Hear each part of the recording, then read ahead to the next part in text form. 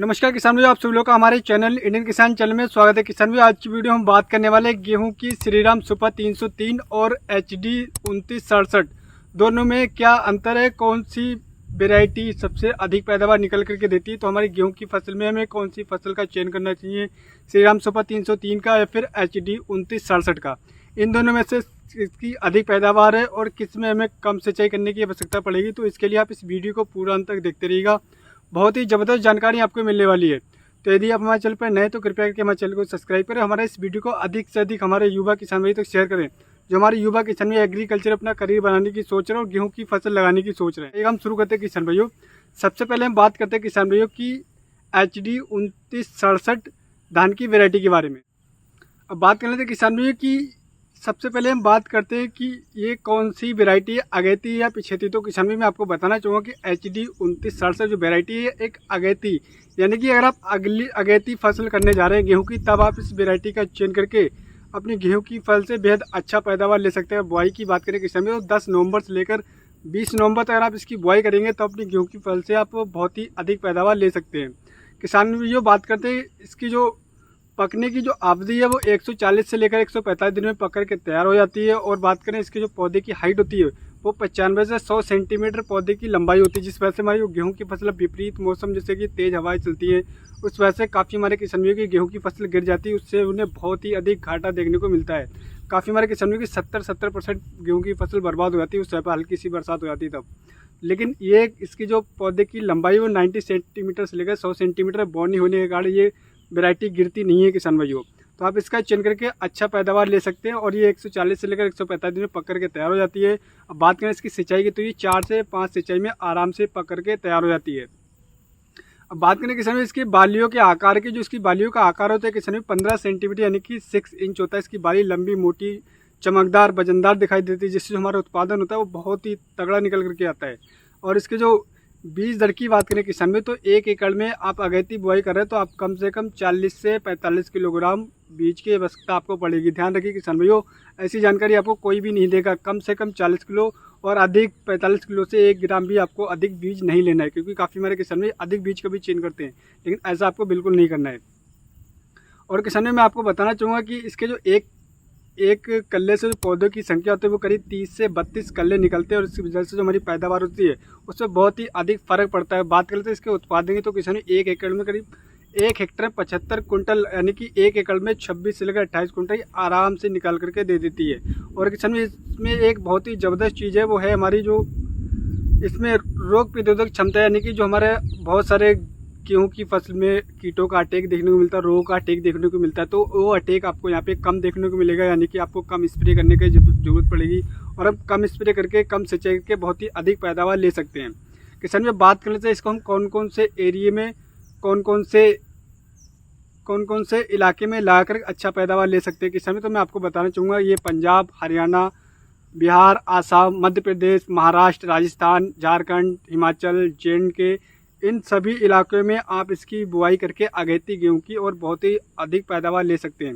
किसान में एक चीज़ मैं आपको और साझा करना चाहूँगा कि काफ़ी हमारे किसान भी गलती करते हैं कि गेहूं की जो बुआई करते हैं तो इसकी जो लाइन से लाइन की दूरी किसान में आपको कम से कम 20 सेंटीमीटर रखना है। काफ़ी हमारे किसान में यहाँ पर भी गलती करते हैं, पौधे से पौधे की जो दूरी होती है कम से कम 4 से 5 सेंटीमीटर होना चाहिए।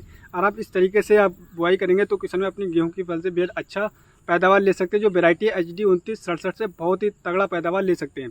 अब बात कर लेते हैं किसान में कि श्रीराम सुपर 303 के बारे में। तो किसान में ये एक चीज़ मैं आप पे क्लियर करना चाहूँगा, श्रीराम सुपर हाइब्रिड वेराइटी नहीं है, एक रिसर्च किस्म है, यानी कि आप इस वेराइटी का आप दोबारा भी इस्तेमाल कर सकते हैं, घर पे भी बीज बना करके आप बुआई करके अच्छा पैदावार ले सकते हैं। अब बात कर लेते हैं किसान में ये एक अगेती और पछेती दोनों किस्म की वेराइटी है। आप इसको अगेती भी बुआई कर सकते हैं तब भी आपको सेम रिजल्ट मिलेगा। अगर आप पछेती आपका खेत लेट खाली होता है, गन्ने की फसल में गेहूँ करना चाहते हैं तो लास्ट आप 30 दिसंबर यानी कि 10 जनवरी तक भी अगर आप लगा देते हैं तब भी आपको रिजल्ट सेम दिखाई देगा।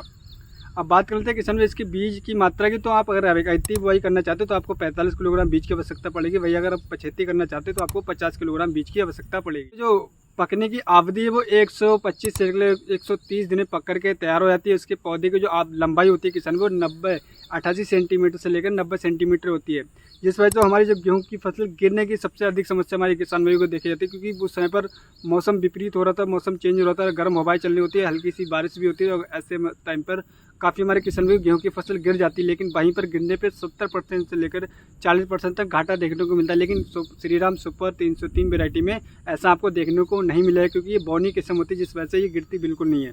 इसकी बाली की बात करें, इसकी बाली मोटी, लंबी, चमकदार, वजनदार दिखाई देती है, जिस वजह से इसका जो पैदावार वो बहुत ही अधिक निकल करके आता है। अगर बात करें इसके 1000 दानों की भार की, तो करीब 46 से लेकर 48 ग्राम इसका 1000 दानों का वजन निकलता है, जिस वजह से हमारा जो उत्पादन वो बहुत ही ज़बरदस्त निकल करके आता है। अब बात कर लेते हैं किसान भाइयों की इसके जो एक पौधे से कल्ले की संख्या की बात करें, तो करीब 28 से 30 कल्ले एक पौधे से निकलते हैं, यानी कि जो हमारा उत्पादन वो बहुत ही रिकातोड़ होता है, कल्ले भरमार निकलते हैं इसमें।